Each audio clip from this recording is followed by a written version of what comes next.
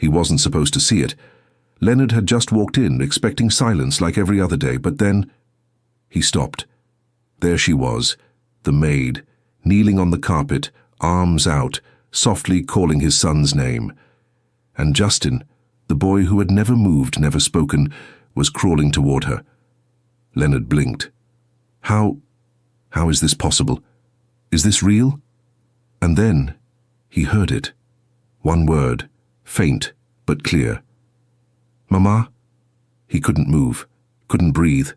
Everything he thought was impossible had just happened, right in front of him. Leonard Churchill was a man the world admired. Tech genius, billionaire, a master of control. But behind the gates of his Hamptons estate, he was something else entirely. A father drowning in silence. After his wife died giving birth, Leonard poured everything into raising their son alone.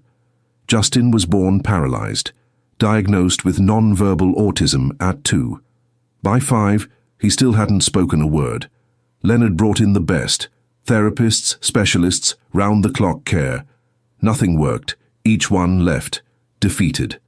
Then came Helen, 27, from Atlanta, hired to clean, not to connect. She had no titles, no training, just a quiet presence and a soft voice that Justin couldn't ignore. And on that day, the boy who never responded reached for her. But before we begin, click subscribe, like this video, and tell us where in the world you're watching from. I hope this story makes you believe that nothing is impossible, if only you believe. Leonard Churchill arrived home later than usual. The sun had already dipped behind the trees, casting long shadows across the marble floors. His footsteps echoed through the front hall, the kind of silence he had grown used to, heavy, still, predictable. He loosened his tie, barely glancing at the grand chandelier above him. The house was always spotless, always cold. He had learned to expect that. But this time, something was different. There was a sound, soft and unfamiliar, drifting in from the living room. A voice, gentle, steady. He turned the corner and stopped. There on the carpet was Helen, the maid he barely remembered hiring. She wasn't holding a mop or folding towels. She was kneeling, her arms open wide, her eyes locked on the small boy in front of her. Justin. Leonard's heart slammed into his ribs. His son, his 5-year-old son, paralyzed from birth, was moving, dragging his legs across the rug, reaching for her. Leonard didn't speak, couldn't. He blinked once and then again. How is this happening? Is this real? Helen's voice didn't waver. Come on, sweet boy, she whispered. You're doing it. And then, the moment that broke him. Justin opened his mouth. Sound escaped, not noise, not a cry, a word. Mama! Leonard staggered back a step, breath caught in his throat. He gripped the edge of the doorway, his legs barely holding him. What did she do? How is this possible? He had hired specialists from every corner of the country, paid for breakthroughs, begged for progress. Nothing had ever come close to this. And yet, here she was, this quiet woman, no clipboard, no credentials, just soft hands and patience. Helen didn't look up. She didn't even know he was there. She simply gathered Justin into her arms, whispering, "You're okay. I've got you." Justin buried his face in her shoulder, calm, content. Leonard stood frozen in the doorway, shattered by what he had seen, and completely unprepared for what it meant. He had no words, only questions, and a rising fear that the one person who had just reached his son might not stay long enough to do it again. Leonard didn't speak, not at first. He stood in the doorway, frozen, watching the impossible unfold. His son, in her arms, the boy who never let anyone touch him, safe, still, held. It was too much.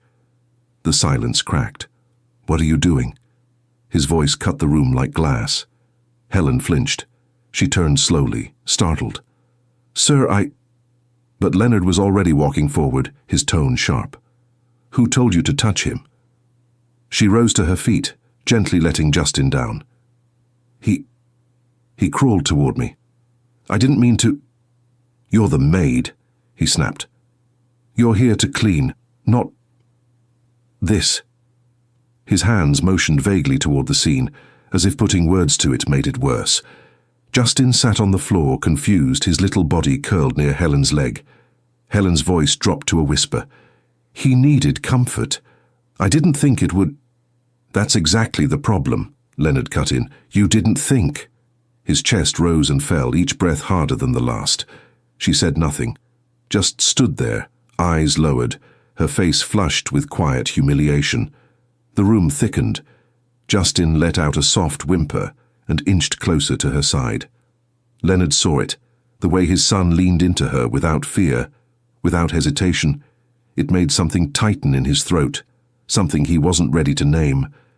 Helen bent slowly, picked up a small toy from the floor, and placed it beside the boy without a word. Then she turned away and left the room.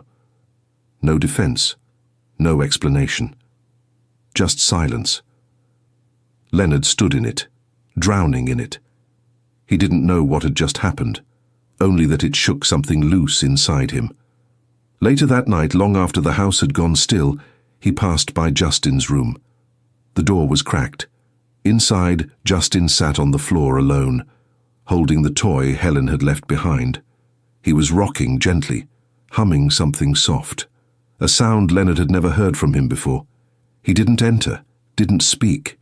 He just stood there, watching and wondering if maybe, just maybe, he had been wrong. He hadn't meant to see it. It was late. The house was still. Leonard couldn't sleep. Guilt had followed him from room to room. That sharp moment earlier, when he'd shut her down, when Justin had looked at her with eyes that had never once looked at him. He found himself drifting toward the staff quarters, a part of the house he never entered. The hallway was dim, a faint hum from the dryer in the background. He paused outside her door. It was open just enough for him to see inside. The space was modest, tidy, neatly folded clothes, a book on the nightstand, a small glass of water beside it, and there on the dresser was a photograph, tucked beneath a candle, worn at the corners, slightly bent. He stepped closer. 2 children, one of them in leg braces, the other, Helen, younger, smiling, her arm around him. Leonard stared. He hadn't known. He hadn't asked. This wasn't just instinct. It was memory. She'd lived this. He took a quiet step back, something twisting inside his chest. For the first time, he saw her not as an employee, but as someone who understood. Not from textbooks or training sessions, but from real life. She hadn't crossed a line. She had recognized a child in pain, because she had once loved someone just like him. That night, Leonard sat alone in his study. The house was silent, but his thoughts weren't. He thought about all the credentials he'd demanded, all the specialists he'd flown in, all the money spent trying to fix his son. And none of it had touched Justin the way she had in a single afternoon. Not by force, not by strategy, just by being present. The next morning, when Helen passed him in the hall, she didn't make eye contact. She moved quietly, the way staff in that house always had.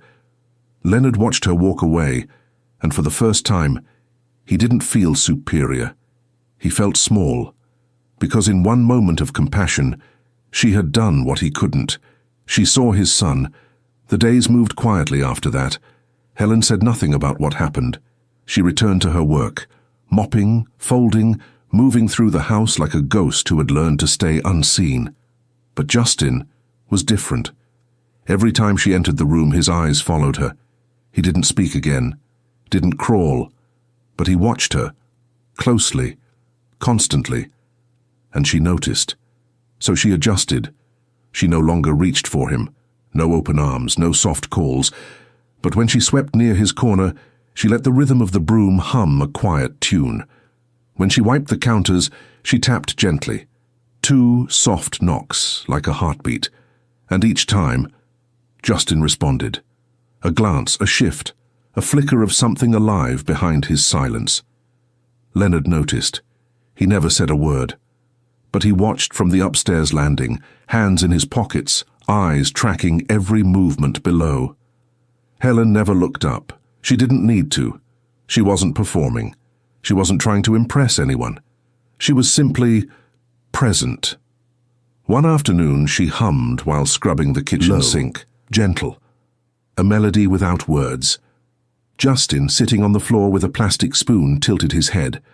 Then, a sound, not a word, not even a full laugh, just a soft burst of air, light and startled, like the beginning of joy. Helen paused. She turned slowly. Justin met her eyes, and for the first time he smiled. Upstairs, Leonard gripped the banister.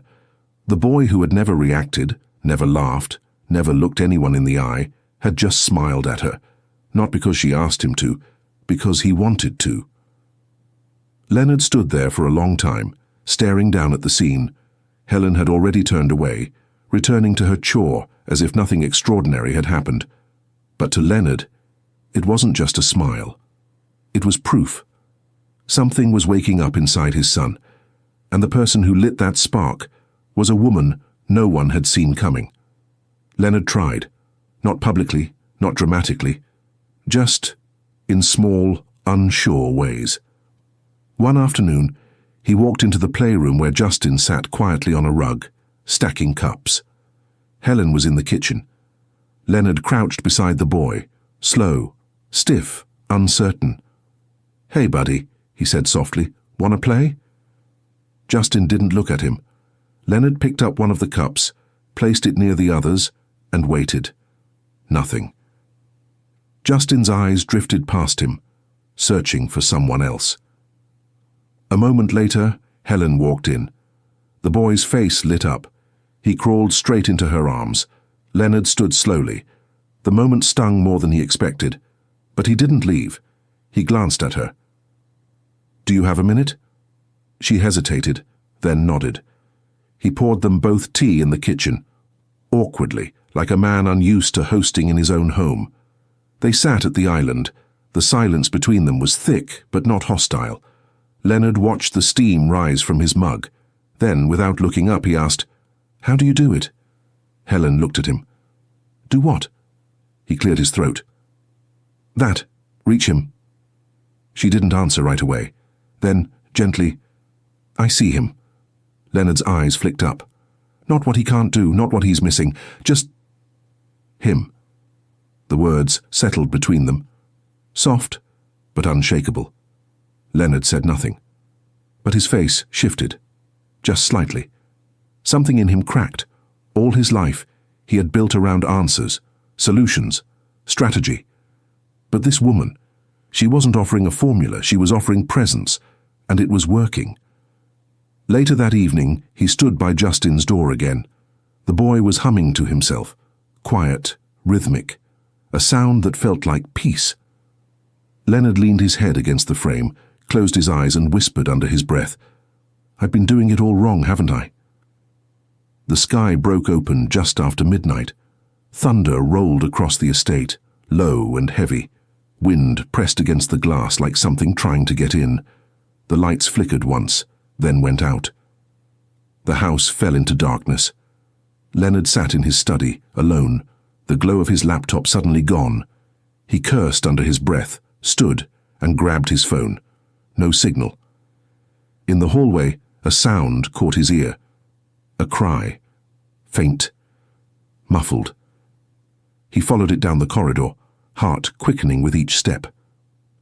Justin. The boy was curled in the corner of his room, trembling. Hands clamped over his ears, eyes squeezed shut. Lightning flashed, briefly lighting the terror on his face. Leonard froze.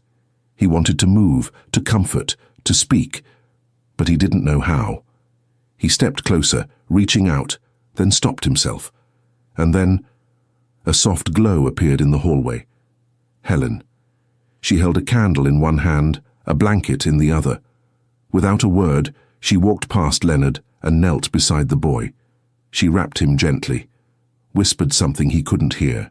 Then, she began to sing.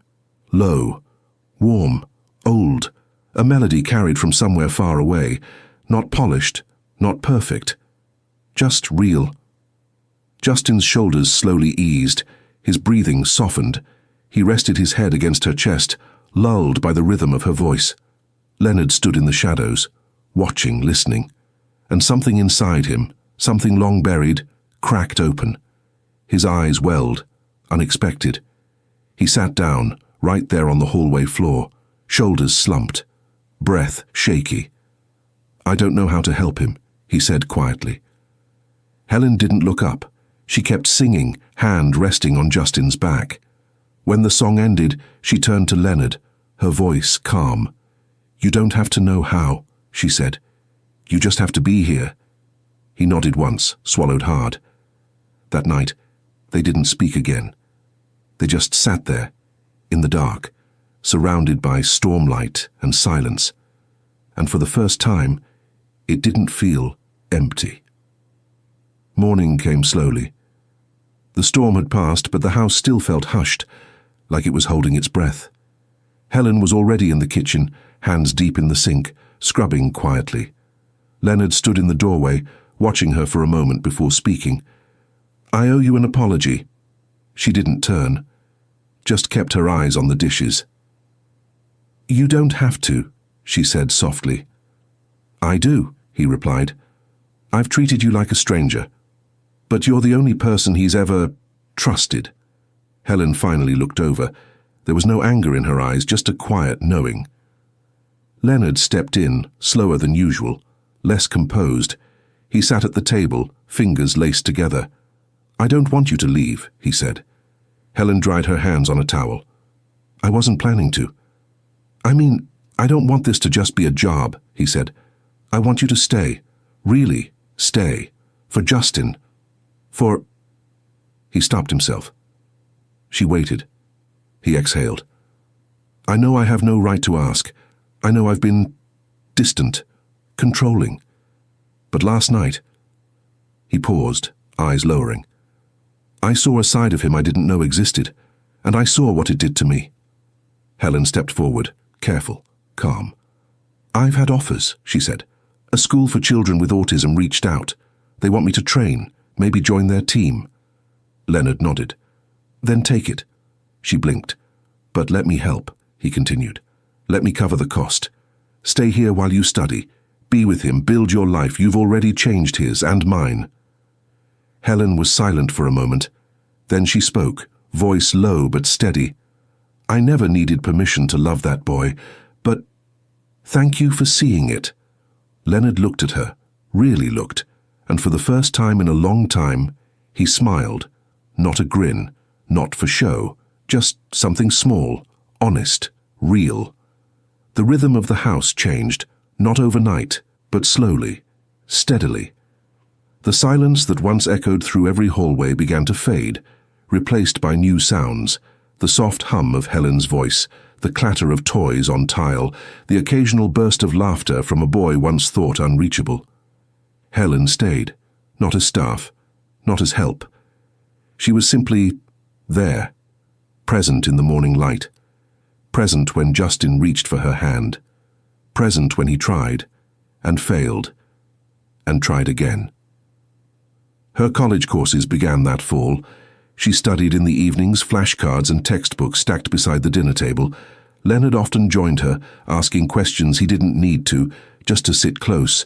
And Justin, now crawling faster, had begun making new sounds. Not quite words, not yet, but full of intent, sounds with meaning. He looked people in the eye. He reached. He reacted. He smiled. One afternoon, Helen sat cross-legged on the floor, playing peekaboo behind the couch. Justin giggled, loud, bright, unfiltered joy. Leonard walked in at that moment, briefcase still in hand. He paused, smiled, then did something he hadn't done in years. He dropped to the floor beside them. For the next 5 minutes, the three of them played together. No agenda, no goal, just being. That night, as the sun set, Leonard stood outside Justin's room. Inside, Helen was reading aloud from a children's book, her voice calm, warm, familiar. Justin was tucked beneath a blanket, wide-eyed and listening. Leonard didn't enter. He just stood there, watching, breathing, And for the first time in a long time, he felt steady, not healed, not whole, but steady. A life he never imagined was taking shape, not around success or control, but around something much simpler: presence. The day was bright, clear. Helen stood backstage, cap in hand, diploma just moments away. Her heart pounded, not with nerves, but something deeper: fulfillment. A quiet pride she'd never let herself imagine. In the crowd, Leonard sat in the front row, suit pressed, eyes fixed. Beside him, Justin, hair combed neatly, a tiny tux hugging his small frame. He held a hand-painted sign in his lap, brush strokes uneven but bold. "We love you, Mama Helen." Helen saw it from the wings. Her breath caught. Then, her name was called. She stepped forward, one careful stride at a time. Applause swelled, cameras flashed, but she only looked at them, the two faces that changed everything. Leonard stood to clap. He didn't try to hide the tears, neither did she. That evening, back at the mansion, the house felt alive, not with noise, but with warmth. Helen sat in Justin's room, humming softly as she folded the blanket at the foot of his bed. "Song?" he whispered. A single word, clear, steady. She turned, heart already full. "Of course," she said. She pulled the rocking chair closer, lifted him gently into her lap and began to sing. A lullaby passed down from her grandmother. Simple, slow, familiar. Leonard stood in the doorway, arms crossed loosely, watching the boy settle against her chest, eyes fluttering closed with each note. When the song ended, Helen kissed Justin's forehead and whispered, "You're safe now, baby." She looked up. Leonard hadn't moved, but his eyes said everything. He stepped forward, knelt beside them and took Justin's hand.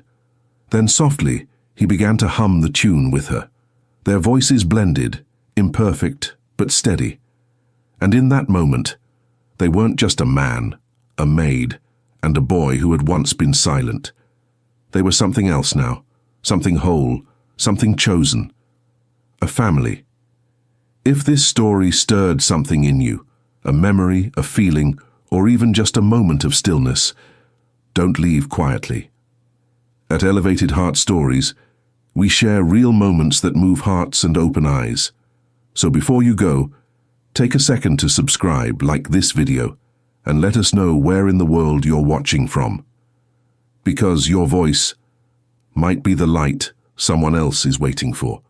Until next time, stay kind, stay human, and keep your heart elevated.